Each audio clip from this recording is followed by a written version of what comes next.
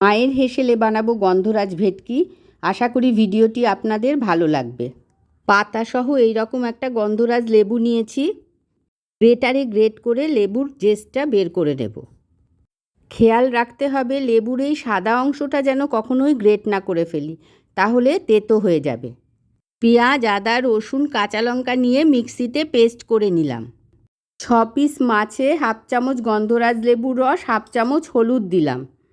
একটুখানি নুন, গোলমরিচ গুঁড়ো আর লেমন জেসটাও দিয়ে দিলাম। মাছটা ম্যারিনেট করে মিনিট 15 রেখে দেব।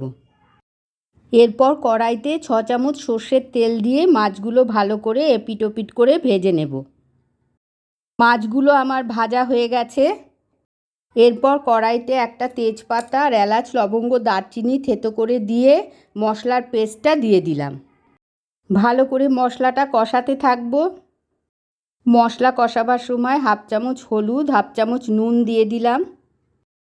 এরপর একটুখানি চিনি আর একটা কাঁচা লঙ্কা চিড়ে এর মধ্যে দিয়ে দিলাম। আরও কিছুক্ষণ কষাবার পর গন্ধরাজ লেবুর রস কিছুটা করে দিলাম। কষানো আমার হয়ে গেছে। এরপর 1 বাটি জল এর মধ্যে দিয়ে দিলাম। ঝোলটা ফুটে উঠলে মাছগুলো কড়াইতে দিয়ে গ্যাসটা সিমে করে দেব। 5 মিনিট মতন ঝোলটাকে ফুটতে দেব। গন্ধরাজ লেবুর পাতাগুলো খুব ভালো করে জলে ধুয়ে নেব। ঝোলটা আমার হয়ে গেছে।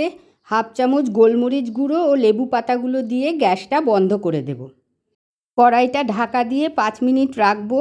তারপরে ঢাকা সরিয়ে লেবু পাতাগুলো ফেলে দেব, নয়তো ঝোলটা তেতো হয়ে যাবে। আমার এই ভিডিওটি যদি আপনাদের পছন্দ হয়ে থাকে এবং এখনও পর্যন্ত সাবস্ক্রাইব না করে থাকেন, তাহলে প্লিজ সাবস্ক্রাইব করে দেবেন। পাশে রাখা বেল আইকনটা প্রেস করে অল বাটনটা প্রেস করে দেবেন, তাহলে আমি নতুন কোনো ভিডিও দিলেই আপনাদের কাছে তার নোটিফিকেশান চলে যাবে। আর লাইক শেয়ার করতে ভুলবেন না যেন।